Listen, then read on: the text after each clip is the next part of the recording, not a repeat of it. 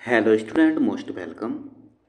तो चलिए लिखेंगे जागरण संपादकीय 22 अप्रैल 2026 का डिक्टेशन।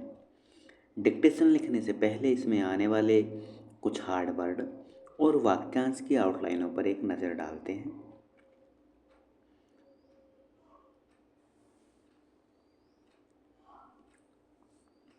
यदि आपको इसका PDF चाहिए तो आप हमारे Telegram channel short hand with Vivek से इसका PDF भी डाउनलोड कर सकते हैं।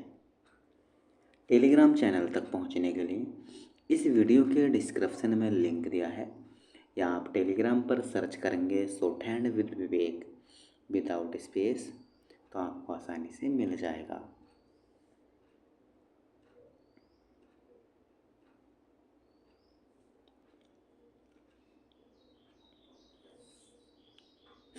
चलिए लिखेंगे इसका डिक्टेशन। डिक्टेशन की स्पीड लगभग 80 शब्द पर मिनट रहेगी।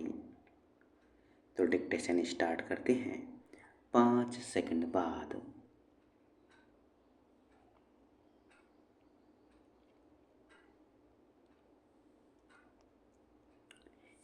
एक वर्ष पहले आज के ही दिन कश्मीर के पर्यटन स्थल पहलगांव में पाकिस्तानी आतंकियों ने जिस तरह 25 पर्यटकों को उनका मजहब पूछकर मारने के साथ एक स्थानीय टैटू वाले को भी गोलियों का निशाना बनाया था, उसने सारे देश को हिलाकर रख दिया था। इस बर्बर आतंकी घटना को भूला नहीं जा सकता, इसलिए और भी नहीं क्योंकि वह पाकिस्तान अब भी भारत को अस्थिर और आतंकित करने के षड्यंत्र रचते रहता है, जिसके इशारे पर इस भीषण आतंकी घटना को अंजाम दिया गया था।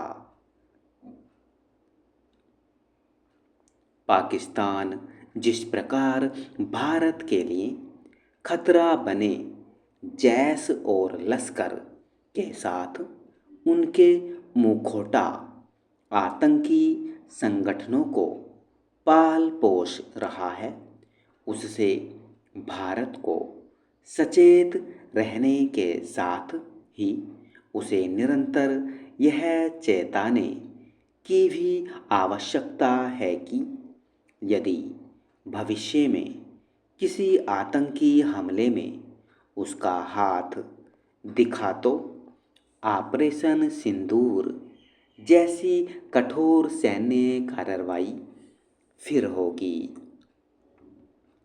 वैसे भी यह ऑपरेशन स्थगित स्थिति में है। इसका अर्थ है कि भारतीय सेना पाकिस्तान की किसी करतूत का जवाब देने के लिए तत्पर है। यह तत्परता समय की मांग भी है। यह अच्छा है कि भारतीय सेना ने पाकिस्तान को यह स्मरण कराया कि भारत भूलता नहीं है और जब मानवता की सीमाएं पार होती हैं तो प्रतिक्रिया निर्णायक होती है। पाकिस्तान अपने यहाँ के आतंकी ढांचे को ख़त्म करने के स्थान पर जिस तरह अपनी भौगोलिक स्थिति का बेजा लाभ उठाकर विश्व और विशेष रूप से अमेरिका की आंखों में धूल झोंकने में लगा हुआ है, वह शुभ संकेत नहीं। विडंबना यह है कि अमेरिकी राष्ट्रपति ट्रंप अपने निजी संकीर्ण स्वार्थों का पूरा करने के फेर में पाकिस्तान की पीठ पर हाथ रखे हुए हैं। भारत को केवल पाकिस्तान से ही सावधान नहीं रहना, बल्कि देश के अंदर सक्रिय आतंकी तत्वों को लेकर भी सतर्कता बढ़ानी होगी। इसकी अनदेखी न की जाए कि आतंकी साजिश रचने वाले जिहादी तत्व आए दिन गिरफ्त में आते रहते हैं। इनमें पढ़े लिखे युवा और यहाँ तक कि डॉक्टर और इंजीनियर भी हैं।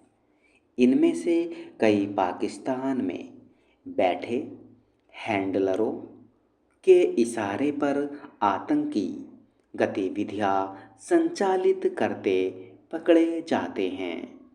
आतंकी खतरा जितना सीमा पार से है, उतना ही सीमा के अंदर से भी आतंक के खिलाफ सतर्कता का स्तर बढ़ाने के साथ ही यह भी सुनिश्चित करना आवश्यक है कि जिन आतंकियों के मामले अदालतों में हैं, उनका निपटारा प्राथमिकता के आधार पर शीघ्र हो। इसी के साथ ही सरकारों को आतंक के शिकार लोगों के परिवारों की हर संभव सहायता करने के मामले में अतिरिक्त संवेदनशीलता का परिचय देना होगा। जो लोग किसी आतंकी घटना में अपने स्वजन खोते हैं, वे सदा के लिए दुख दर्द से गुजरते हैं। सरकार और समाज की ओर से उन्हें यही संदेश जाना चाहिए कि वे उनका संबल बनाने के लिए प्रतिबद्ध और एकजुट हैं। स्टॉप।